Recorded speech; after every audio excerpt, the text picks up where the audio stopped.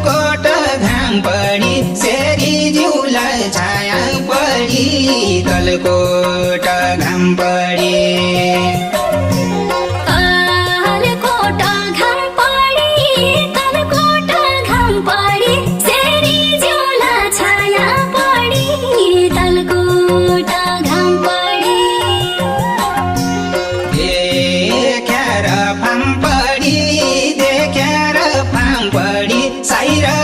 बसेकी ठौर